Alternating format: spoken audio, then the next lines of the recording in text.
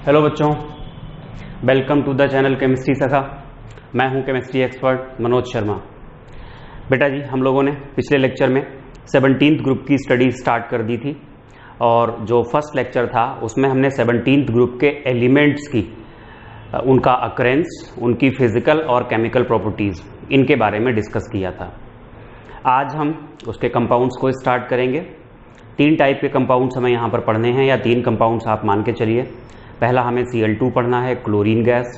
दूसरा हमें HCl gas पढ़नी है और तीसरा हमें इंटर हैलोजन कंपाउंड्स पढ़ने हैं। तो जो आज का लेक्चर होगा वो क्लोरीन गैस का होगा। बहुत बड़ा लेक्चर नहीं होगा, छोटा ही होगा। रिएक्शंस होती हैं, इसलिए लेक्चर बहुत बड़ा बनाते भी नहीं है, एक टॉपिक ही दे रहे हैं आपको। फिर से पुरानी बात आपको बताना चाहेंगे, जितने भी कॉन्सेप्ट्स लगते हैं 15th ग्रुप में वो हमने जनरल इनऑर्गेनिक केमिस्ट्री यानी GIC इसमें पढ़ा दिए हैं सब। तो अगर आपके वो पढ़े हुए नहीं हैं तो आपको समझने में दिक्कत होगी। तो जो हमारा ये जो प्लेलिस्ट बनी हुई है GIC/P ब्लॉक करके, उसमें शुरुआत के 10 लेक्चर्स या 11 लेक्चर्स GIC के हैं, जनरल इनऑर्गेनिक केमिस्ट्री के। पहले आप वो देखें, उसके बाद ही आप ग्रुप स्टडी को स्टार्ट करें। 15th ग्रुप हो गया, 16th ग्रुप हो गया और पिछले लेक्चर में 17th ग्रुप स्टार्ट हो गया। आज के लेक्चर में 17th ग्रुप के जो कंपाउंड्स हैं उनमें जो पहला कंपाउंड है क्लोरीन गैस, उसको हम लोग डिस्कस करने जा रहे हैं। थोड़ा इंपॉर्टेंट टॉपिक है। कुछ रिएक्शंस हैं, 3-4 रिएक्शंस ऐसी हैं जो एग्जाम में पूछी जाती हैं, मतलब एकेडमिक्स में तो पूछी जाती हैं, कॉम्पिटिटिव में तो कुछ और भी पूछी जाती हैं।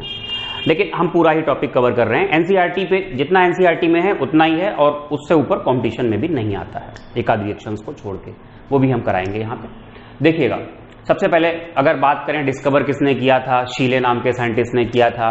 कैवेंडिश ने इसका नाम दिया था या इसकी प्रॉपर्टीज के बारे में बताया था। ये सब सारी चीजें बेकार की हैं, वो हमने यहाँ लिखी भी नहीं है। अननेसेसरी आपके ऊपर बर्डन आएगा इन चीजों का याद करने का, इसलिए सोचो ही मत कि हमें हर चीज याद होनी चाहिए टॉपिक के बारे में। जो आपके लिए जरूरी है आपको वो पता होनी चाहिए, उसी के लिए आप माइंड मेकअप करके रखो अपना और उसी को तैयार करो। वही बहुत हो जाता है, काफी हो जाता है पढ़ने के लिए। तो मेथड्स ऑफ प्रिपरेशन पे सीधे आते हैं। बनाई कहां से जाती है क्लोरीन? बेसिकली HCl है। क्लोरीन ज्यादातर जगह पे आप देखेंगे HCl से बनाई जाती है।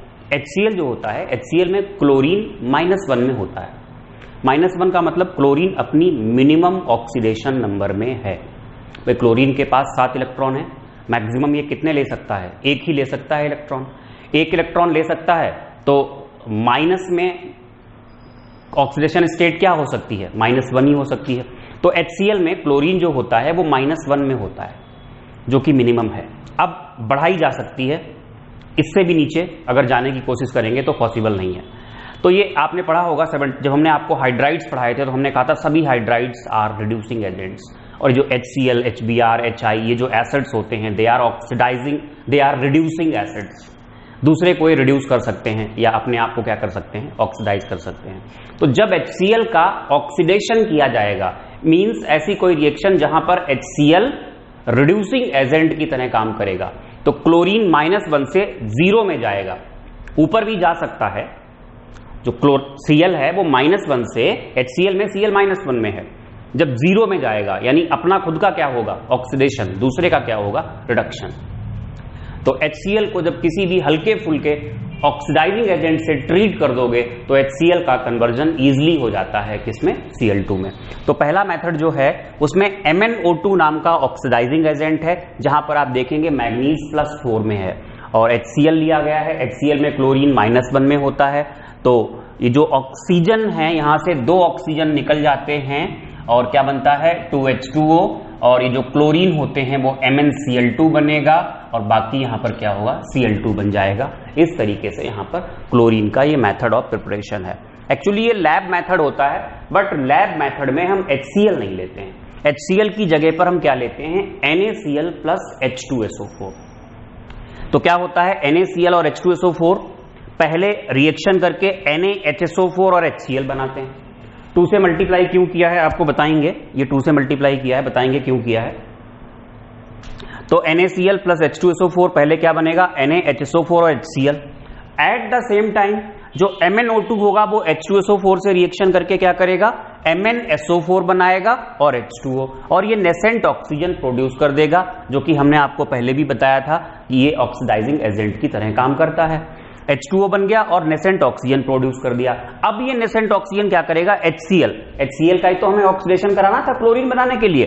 HCl का ऑक्सीडेशन हो जाएगा 2HCl plus O H2O plus Cl2, chlorine gas बन जाएगी। इन तीनों को जोड़ोगे तो बेटा यहाँ 2 HCl का यूज हुआ, इसलिए ये जो HCl बने थे वो इस रिएक्शन से बने थे, तो हमें इसको 2 से मल्टीप्लाई करना पड़ा।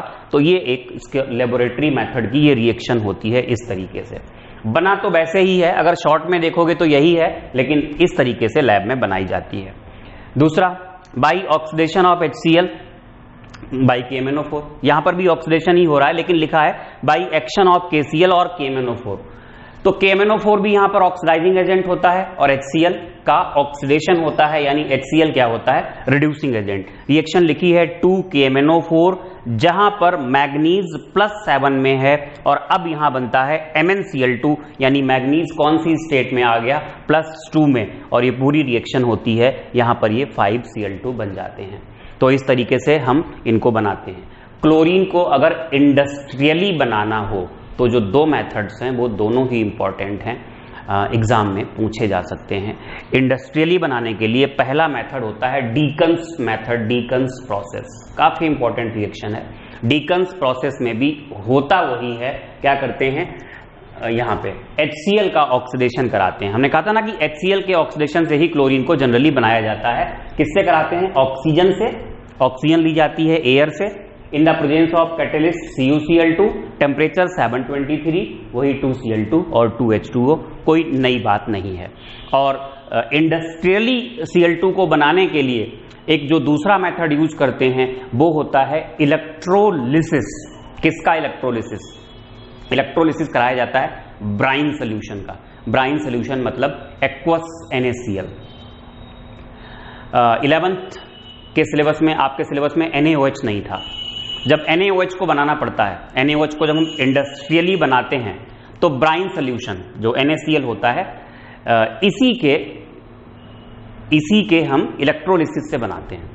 तो जब NaOH हम बनाते हैं NaCl के इलेक्ट्रोलिसिस से, तो वहां पर कई सेल्स का यूज किया जाता था, Nelson cell, Castner and Kellner cell, Castner and कैल ऐसे कुछ सेल था, उसका यूज होता है, कास्टनर एंड कैल्विन सेल ऐसे कुछ होता है, उसका यूज करते हैं। तो होता क्या है, कॉन्सेप्ट वही होता है कि होगा क्या, जो NaCl है, NaCl के एक्वस सोल्यूशन, देखो भाई इलेक्ट्रोकेमिस्ट्री आपको पढ़ाई है, हमने वहां पर इलेक्ट्रोलिसिस के तरीके भी आपको बताए हैं। NaCl प्लस H2O, 2 चीजें, इनफैक्ट आप 3 चीजें मान सकते हो। NaCl तो टूट चुका होगा, Na पॉजिटिव, Cl नेगेटिव और क्या है साथ में H2O, 3 चीजें हैं। अब कैथोड पे क्या होना है, कैथोड पे होना है रिडक्शन। रिडक्शन किसका होता है, आइदर ऑफ कैटायन और ऑफ वाटर। तो कैथोड पे देखोगे आप, कैटायन कौन है, Na पॉजिटिव, रिडक्शन उसका होता है जिसका रिडक्शन पोटेंशियल ज्यादा हो। तो जो Na पॉजिटिव से Na बनने का रिडक्शन पोटेंशियल होता है वो -2.71 होता है, जबकि वाटर का रिडक्शन पोटेंशियल जहां से H2 बनती है वो माइनस का 0.82 होता है। तो वाटर का रिडक्शन पोटेंशियल ज्यादा होने की वजह से कैथोड पर क्या मिलेगी, H2। एनोड पर क्या होगा, जो Cl नेगेटिव है जिसका ऑक्सीडेशन पोटेंशियल ज्यादा होता है उसका ऑक्सीडेशन होगा, यानी या तो क्लोराइड आयन का होगा या वाटर का होगा। हालांकि वाटर का ऑक्सीडेशन पोटेंशियल ज्यादा होता है क्लोराइड आयन से, लेकिन फिर भी मैंने आपको बताया था यहां पर एक लॉजिक लगता है हाई वोल्टेज वाला, उसकी वजह से क्लोराइड आयन का ऑक्सीडेशन होकर के क्या बनता है, Cl2। ये आपके समझ में तब आ रहा होगा जब आपने इलेक्ट्रोकेमिस्ट्री का हमारा वो लेक्चर देखा है जहां पर हमने आपको इलेक्ट्रोलिसिस के रूल्स बताए हैं। अदरवाइज आपको याद करना पड़ेगा कि एनोड पे क्या होगा, Cl नेगेटिव से Cl2, कैथोड पे क्या होगा, H2O से H2 बनेगी, और सेल में क्या बन जाएगा, जो यहाँ NaCl से Cl नेगेटिव तो ऑक्सीडाइज होकर Cl2 बनाए थे, Na पॉजिटिव बच गया था, और यहाँ ये OH नेगेटिव आयन प्रोड्यूस हुए थे। Na पॉजिटिव OH नेगेटिव क्या बनाते हैं, NaOH बनाते हैं। तो ये बेटा जी खत्म होते हैं क्लोरीन के मेथड्स ऑफ प्रिपरेशन। तो क्लोरीन को कुल मिला के कैसे बनाया हम लोगों ने, क्लोरीन को बनाने के लिए हम लोगों ने जो यूज किया HCl के ऑक्सीडेशन से। लैब में भी यही मेथड होता है, लैब में हम HCl डायरेक्टली नहीं लेते हैं बल्कि MnO2 तो ऑक्सीडाइजिंग एजेंट होगा, साथ में क्या लेंगे NaCl प्लस H2SO4, ये लेबोरेटरी मेथड होगा। और डीकन्स प्रोसेस में क्या करते हैं, HCl को हम एरियल ऑक्सीडेशन मतलब एयर से ऑक्सीजन लेकर के ऑक्सीडाइज कराते हैं in the presence of catalyst CuCl2। और इंडस्ट्रियली बनाने के लिए डीकन्स प्रोसेस के अलावा एक और मेथड है जो कि है इलेक्ट्रोलिसिस। फिर यहाँ पर ये फिजिकल प्रॉपर्टीज लिखी हैं, कुछ ज्यादा इंपॉर्टेंट नहीं है। फिजिकल प्रॉपर्टीज आपको सबको पता होगा, ग्रीनिश येलो गैस होती है, पंजेंट एंड सफोकेटिंग ऑर्डर होता है इसका, पानी में हाईली सॉल्युबल है। क्यों सॉल्युबल है, आगे चल के आपको रिएक्शन दिखाई जाएगी। फिर केमिकल प्रॉपर्टीज हैं, ध्यान दीजिएगा केमिकल प्रॉपर्टीज में केमिकल प्रॉपर्टीज 3-4 टाइप की हैं। जैसे फर्स्ट है react with number of metals non metals सबसे रिएक्शन करके क्लोराइड बनाने की बहुत स्ट्रॉन्ग टेंडेंसी होती है इसके अंदर। जैसे किसी भी मेटल को ले लो, सोडियम, लिथियम, कैल्शियम, मैग्नीशियम, किसी से भी ले लो, सबके साथ रिएक्शन करके उसका क्लोराइड बना देगी। हमने यहाँ एक ही रिएक्शन लिखी है। नॉन मेटल है जैसे फॉस्फोरस है, S8 है, फॉस्फोरस, ये हमने आपको PCl3 के मेथड्स ऑफ प्रिपरेशन में भी पढ़ाया था कि PCl3 बनता है। PCl5 बनाने के लिए इसको एक्सेस में लेना पड़ता है, ये भी हमने आपको पढ़ाया था। सल्फर से भी रिएक्शन करके H2Cl2 सल्फर का क्लोराइड बनता है। तो एक तो ये प्रॉपर्टी है जो कि इंपॉर्टेंट नहीं है, एग्जाम में नहीं पूछी जाती है, ना कॉम्पिटिटिव एग्जाम्स में और ना ही एकेडमिक में। सेकेंड प्रॉपर्टी है it has great affinity for hydrogen, hence react with compounds having hydrogen. जिनके पास हाइड्रोजन है, जैसे कि खुद हाइड्रोजन से ही रिएक्शन करके HCl बन जाता है, H2S के साथ रिएक्शन करके सल्फर की एफिनिटी हाइड्रोजन के लिए कम है, क्लोरीन की ज्यादा है, तो इसलिए क्या होता है H2S में से S हटा के खुद HCl बन जाता है। या हाइड्रोकार्बन आप लोगों ने 11th में पढ़ा होगा, मीथेन का क्लोरीनेशन करिए तो वहां पर रिप्लेसमेंट होता है, सब्सटीट्यूशन, फ्री रेडिकल सब्सटीट्यूशन। वहां क्या होता था CH4 प्लस Cl2 क्या बनता था CH3Cl प्लस HCl। ऐसे करके फिर CH3Cl पर Cl2 का अटैक करो, फ्री रेडिकल सब्सटीट्यूशन रिएक्शन होती थी in the presence of sunlight. तो वैसे ये हाइड्रोकार्बन लिया है C10H16, ये रिएक्शन एनसीईआरटी में दी है, प्लस 8Cl2 ये बनता है 10 कार्बन। ये भी अभी तक एग्जाम में पूछी नहीं गई है। जो एग्जाम में रिएक्शन पूछी गई हैं, ये रिएक्शन थर्ड वाली, ये कॉम्पिटिटिव एग्जाम्स में पूछी जा चुकी है, एनसीईआरटी में नहीं है। इसकी अमोनिया के साथ रिएक्शन, ये हमने आपको अमोनिया में भी पढ़ाया है। अगर अमोनिया एक्सेस में है तो NH4Cl और N2 बनता है, और अगर क्लोरीन एक्सेस में है तो एक एक्सप्लोजिव कंपाउंड NCl3 बनता है। ये इंपॉर्टेंट की कैटेगरी में आएगी। ये नेक्स्ट फोर्थ रिएक्शन है विद NaOH या विद एल्कली करके आप डालिएगा। ये एनसीईआरटी में दी हुई हैं रिएक्शंस और इंपॉर्टेंट भी हैं और आपके बोर्ड एग्जाम्स में भी पूछी जा चुकी हैं। तो देखिएगा NaOH के साथ दो टाइप की रिएक्शंस हैं। अगर NaOH कोल्ड और डाइल्यूटेड है तो उस केस में सोडियम क्लोराइड और सोडियम हाइपोक्लोराइड बनता है NaOCl। जबकि कंसंट्रेट और हॉट है अगर NaOH तो इस केस में सोडियम क्लोराइड और सोडियम क्लोरेट बनता है। क्लोरेट, टाइगर वाला T, क्लोरेट बनता है। हाँ, एक और इंपॉर्टेंट रिएक्शन अगर कैल्शियम हाइड्रोक्साइड से कराओगे, जिसको हम लोग कहते हैं स्लैग्ड लाइन। स्लैग्ड लाइन आप चाहें तो लिख लेना, क्लोरीन की रिएक्शन कराते हैं तो ये बनता है CaOCl। ये ब्रैकेट गलत लगा है, यहां नहीं होगा, जो स्क्वायर होता है वो इसका होता है। ओ, फिर गलत लग गया।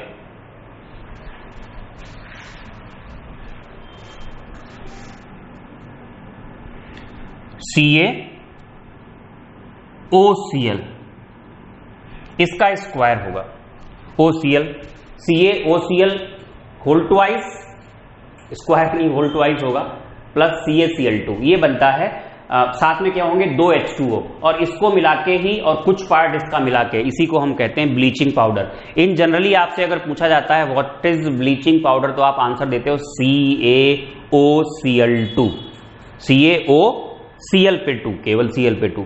लेकिन सच में जो ब्लीचिंग पाउडर होता है वो ये होता है, देखो नीचे नोट एक लिखा है, CaOCl का होल ट्वाइस, OCl का whole twice, CaCl2 CaOH whole twice 2H2O। ये पूरा फार्मूला होता है ब्लीचिंग पाउडर का। तो ये नेक्स्ट केमिकल प्रॉपर्टी हो गई इसकी, कौन से नंबर की हो गई, 4th नंबर की। तो इसमें केमिकल प्रॉपर्टीज में कौन सी इंपॉर्टेंट थी, फर्स्ट प्रॉपर्टी कभी क्वेश्चंस नहीं पूछे गए, ना सेकंड से पूछे गए हैं। थर्ड इंपॉर्टेंट है कॉम्पिटिटिव एग्जाम्स के लिए, केवल बोर्ड के लिए नहीं, क्योंकि एनसीईआरटी में है ही नहीं। और फोर्थ वाली बोर्ड के लिए भी इंपॉर्टेंट है और कॉम्पिटिटिव में तो बहुत बार पूछी ही गई है। तो ये इसकी केमिकल प्रॉपर्टीज हो गई। अभी इसकी केमिकल प्रॉपर्टीज की हम बात करें तो एक दो प्रॉपर्टीज और रह गई हैं, मिलते हैं इसको रब करने के बाद मिलते हैं।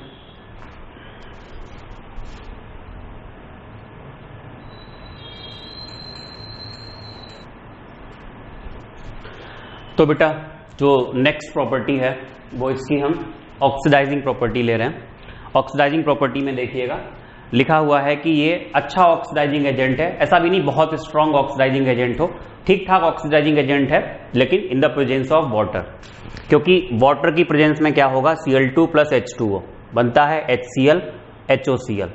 जो सोडियम ये जो हाइपोक्लोराइड है HOCl है, जिसे हम ऑर्गेनिक केमिस्ट्री के हिसाब से अगर देखें तब भी ये ऑर्गेनिक केमिस्ट्री में भी आप कई जगह इसको देखोगे ये अनस्टेबल आएगा, कई रिएक्शंस में इसको आप यूज करोगे। तो ये जो HOCl होता है ये अनस्टेबल होता है, ये टूट जाता है HCl प्लस O में। तो कुल मिला के ये सब्सटेंसेस कहाँ जाएंगे, 2HCl प्लस O में। अब ये जो ऑक्सीजन प्रोड्यूस हुआ है इसको हम कहेंगे नेसेंट ऑक्सीजन, और ये नेसेंट ऑक्सीजन काम करेगा ऑक्सीडाइजिंग एजेंट्स की तरह। हमने आपको पहले भी कहा था कि रिएक्शंस इस टाइप की जो होती हैं उसमें केवल रिएक्टेंट और प्रोडक्ट याद होने चाहिए, बाकी रिएक्शन को पूरा याद रखने की जरूरत नहीं पड़ती है।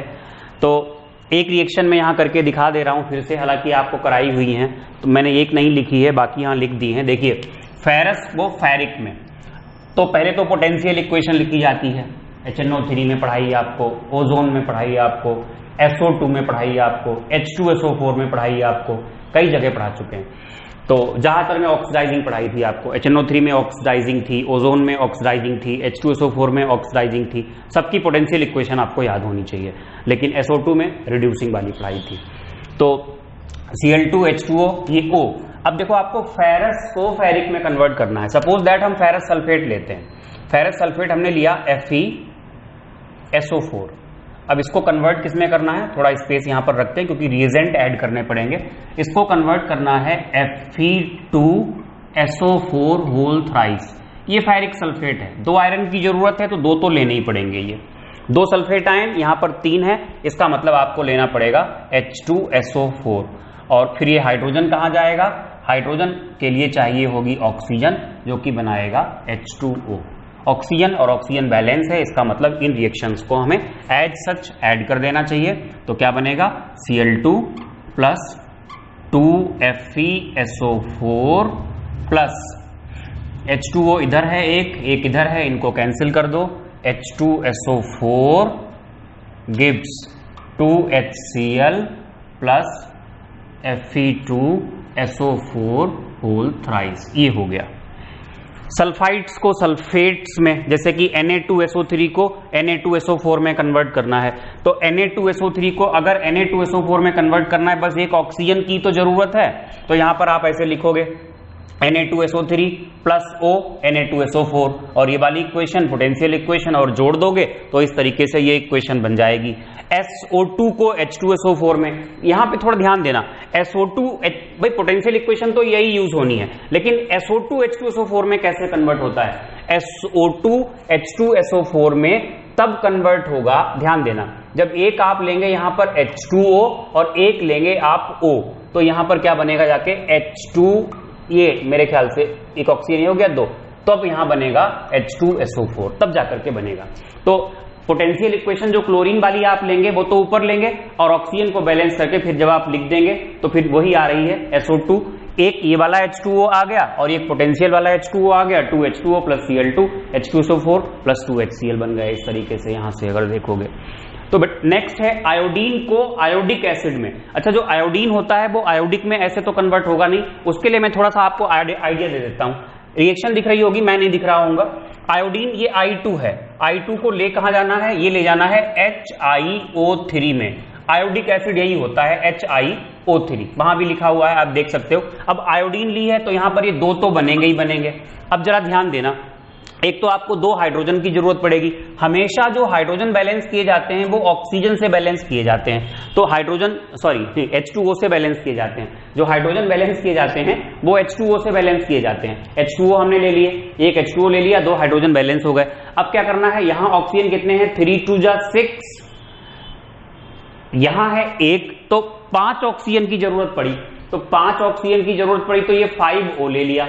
इसका मतलब जो पोटेंशियल इक्वेशन होगी HCl वाली, ये 1 ऑक्सीजन देती है, इसको 5 से मल्टीप्लाई करना पड़ेगा, तो जो इक्वेशन बनेगी जाकर के देखो 5Cl2 है, 5 H2O तो यहां से आ जाएंगे, कहां है पोटेंशियल से 5 H2O आएंगे और 1 H2O यहां से आएगा। तो इस तरीके से आप रिएक्शन को लिख पाएंगे। नेक्स्ट प्रॉपर्टी है ब्लीचिंग प्रॉपर्टी। देखो ब्लीचिंग प्रॉपर्टी कोई स्पेशल प्रॉपर्टी नहीं है, कोई भी रिड्यूसिंग एजेंट या कोई भी ऑक्सीडाइजिंग एजेंट ब्लीचिंग एजेंट की तरह काम करता है। ब्लीचिंग का मतलब होता है कि कलर को उड़ा देना, यही तो होता है बेटा। कलर फुल है उसको कलरलेस में कन्वर्ट कर देना। तो कलर जो होता है किसी पिगमेंट की वजह से होता है, उस पिगमेंट को अगर ऑक्सीडाइज कर दोगे या रिड्यूस कर दोगे तो कलरलेस हो जाएगा। तो जितने भी ऑक्सीडाइजिंग और रिड्यूसिंग एजेंट्स होते हैं सब ब्लीचिंग एजेंट्स होते हैं। तो क्लोरीन एक बहुत बेहतर, बहुत पावरफुल ब्लीचिंग एजेंट होता है और इसकी जो ब्लीचिंग प्रॉपर्टी होती है वो होती है इसकी ऑक्सीडाइजिंग प्रॉपर्टी की वजह से। जैसे कि यहाँ वेजिटेबल्स को या ऑर्गेनिक मैटर को ब्लीच करने के लिए क्लोरीन का यूज होता है। लिखा है Cl2 + H2O 2HClO, देन आप लिखेंगे this nascent oxygen when interacts with colored substance is converted to colorless substance। अच्छा, एक बड़ा कॉमन क्वेश्चन, बहुत इंपॉर्टेंट क्वेश्चन आपके बोर्ड में भी पूछा जाता है bleaching action of chlorine is permanent whereas bleaching action of SO2 is temporary. Why? ये क्वेश्चन पूछा गया है, ये मैं आपको थोड़ा सा समझा देता हूं, आप क्वेश्चन लिख लीजिएगा। Bleaching action of chlorine is permanent and bleaching action of SO2 is temporary. तो देखो बेटा ध्यान देना, क्या डिफरेंस है दोनों की ब्लीचिंग प्रॉपर्टी में। अगर आपने SO2 की प्रॉपर्टीज पढ़ी हैं, आपको अगर याद है तो SO2 कैसे ब्लीच करता था, ध्यान देना। देखो SO2 plus H2O, in fact 2 H2O लेने पड़ते हैं, तो यहां पर नहीं, एक से ही काम चल जाएगा, 2 ही लेने पड़ेंगे, सॉरी 2 H2O, तब यहां जाके बनता है H2SO4 + 2H। और ये जो नेसेंट हाइड्रोजन निकलती है, ये नेसेंट हाइड्रोजन आप कहेंगे bleaching action of sulphur dioxide is due to its reducing property.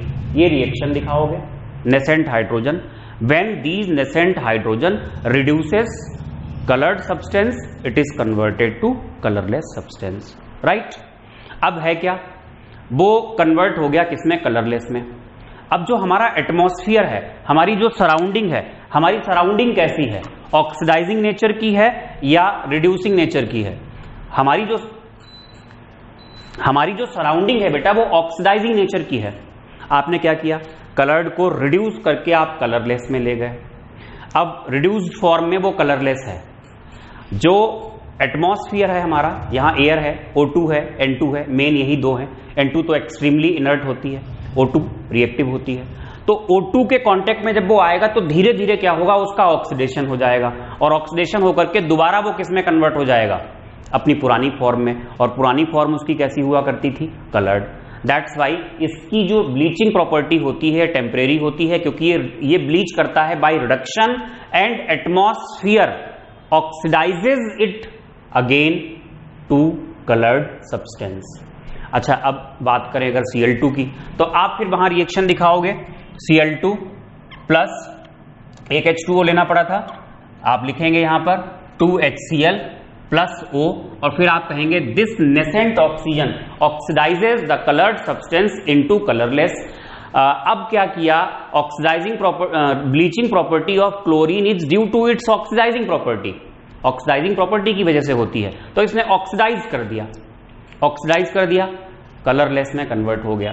और हमारा एटमॉस्फेयर कैसा है, वो भी ऑक्सीडाइजिंग है। तो ऑक्सीडाइज है ऑलरेडी, ब्लीच्ड, अगर ब्लीच्ड किया हुआ, जो क्लोरीन का ब्लीच्ड किया हुआ है वो ऑलरेडी कैसा है, ऑक्सीडाइज्ड है। तो एटमॉस्फेयर उसको अब और तो ऑक्सीडाइज करेगा नहीं, तो इसलिए इसका जो ब्लीचिंग प्रॉपर्टी है वो कैसी होती है, परमानेंट होती है। इसकी ब्लीचिंग प्रॉपर्टी में एटमॉस्फेयर इंटरफियर नहीं करता है, जबकि इसके ब्लीच्ड एक्शन में एटमॉस्फेयर क्या करता था, इंटरफियर कर देता था। तो ये इसका आंसर होता है। बड़ा फेमस क्वेश्चन है, बोर्ड एग्जाम्स में कई बार पूछा गया है, तो आपको यही आंसर यहां पर देना होता है। Its bleaching property is due to its bleaching action is due to reducing property, hence it bleached substance is oxidized by atmosphere again to colored substance.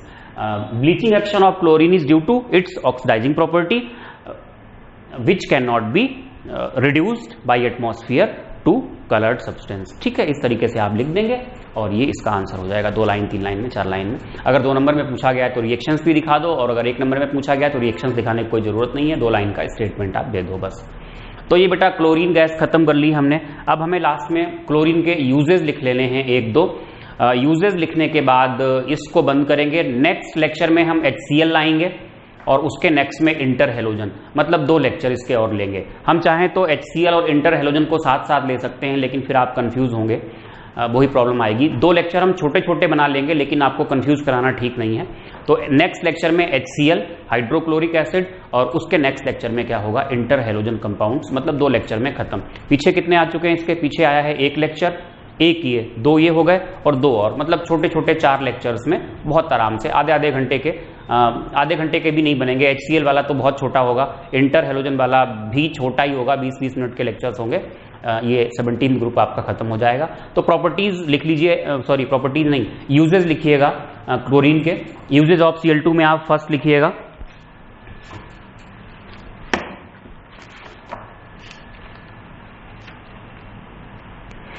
For bleaching would, pulp, cotton and textiles. दूसरा है in the metallurgy of gold and platinum। Third है in